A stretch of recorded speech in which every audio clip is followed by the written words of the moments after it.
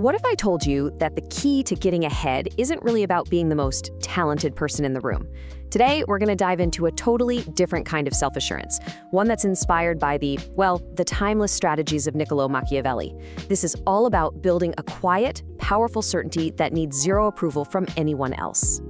You've asked yourself this, right? I mean, right now, at this very moment, there is someone out there with less skill, less talent, and way less knowledge who is probably getting a promotion or an opportunity that should have been yours. And you know what? It's not because they're better, it's because they seem more confident. They just speak without hesitating, they move like they own the place, and so the world just kind of believes them. And this isn't some new idea. Machiavelli figured this out centuries ago. He knew that people deep down don't really follow logic, they follow conviction. The appearance of being certain will almost always beat actual skill. And that's the core idea we're going to break down today. So this leads us to this incredibly frustrating situation, what I call the confidence paradox. While you're over there waiting for the perfect moment, trying to find the perfect words, double-checking every little detail, someone else just steps up and takes your spot. Not because they're smarter, not because they're more prepared, nope. They just acted with the confidence that you were still trying to build up.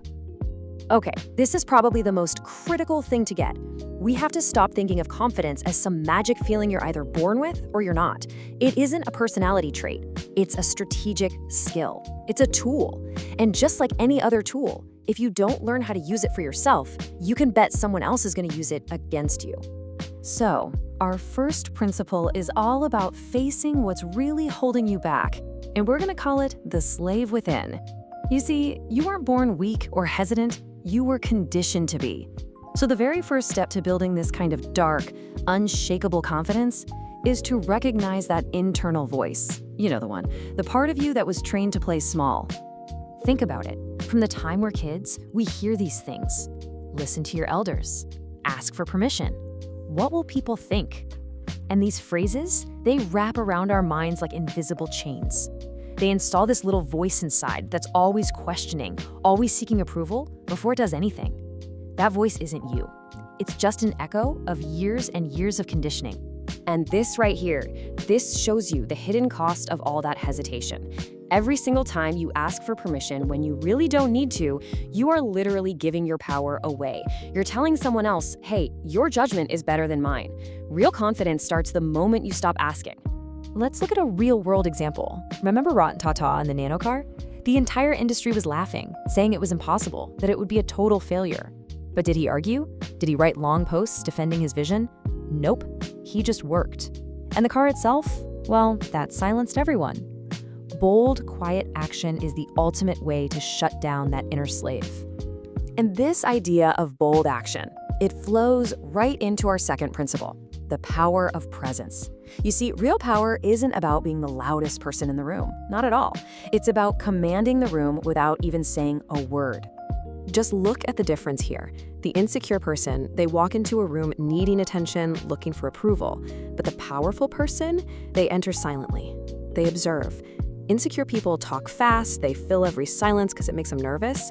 Powerful people, they move slowly. They speak slowly. They're in no rush. And they use silence as a weapon to make sure that when they do speak, their words land with incredible impact. You know who was a master at this? The legendary industrialist Dhirubhai Ambani. People say he wasn't the guy giving long speeches in meetings, but his power, it came from the fact that when he finally did speak, his words carried immense weight. They weren't suggestions you could debate, they were decisions. That is the power of presence. Okay, so mastering your presence is one half of the equation. The other half is mastering your words. And that brings us to our third principle, speak with finality. The way you deliver your words can signal either crippling weakness or absolute conviction. These are the dead giveaways of self-doubt. You know when someone's voice goes up at the end of a statement? It turns it into a question. It's like they're asking, is that okay? And when you use fillers like I think or maybe, you're basically apologizing for your opinion before you've even said it. You're broadcasting weakness. So here's the power move. Speak as if your words are the final say. And if someone challenges you, don't get defensive. Don't get sucked into a pointless debate. A simple, calm, I disagree, and then just silence. Let it hang in the air. The message you're sending is powerful. My reality is not up for negotiation. All right, this brings us to the fourth, and maybe the toughest principle of them all, mastering your internal world. Because without self-control, all those external displays of confidence, they're just a show, and a fragile one at that. So what is emotional invincibility? It's basically the state of being unreachable. It means you can hear an insult, you can hear praise, you can be completely ignored, and you just process it all as information. There's no knee-jerk emotional reaction. You become an observer of what's happening, not a reactor to it. Why does this matter so much? Because the moment someone knows what gets under your skin, what makes you angry, what makes you defensive, what makes you crave their approval, they've found the strings to pull. They own you, and a person who can be controlled by others can never, ever be truly powerful. A perfect example of this kind of emotional power is the story of APJ Abdul Kalam. The man faced countless rejections. He was ignored for years, but he never reacted with bitterness or despair. He just kept his head down and worked, quietly, consistently.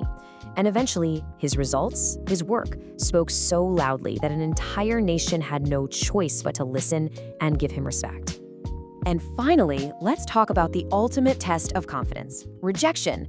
Our fifth principle teaches us how to reframe rejection, to see it not as a failure, but as incredibly valuable strategic information. Look, rejection breaks most people, but for a strategic mind, it's just a signal. It means you were maybe too available, too obvious. So what do? Step 1, show zero pain. The second you look hurt, you've just confirmed they have power over you. Step 2, disappear. Strategically, no dramatic goodbyes, just a quiet absence. Trust me, your silence will be felt more than any angry words. And finally, for you, in your own head, reframe the whole thing. You didn't get rejected, you were redirected to something better. Think about this incredible story. Amitabh Bachchan, rejected by All India Radio. They told him his voice was unfit for broadcast. Can you imagine? He didn't argue, he didn't beg.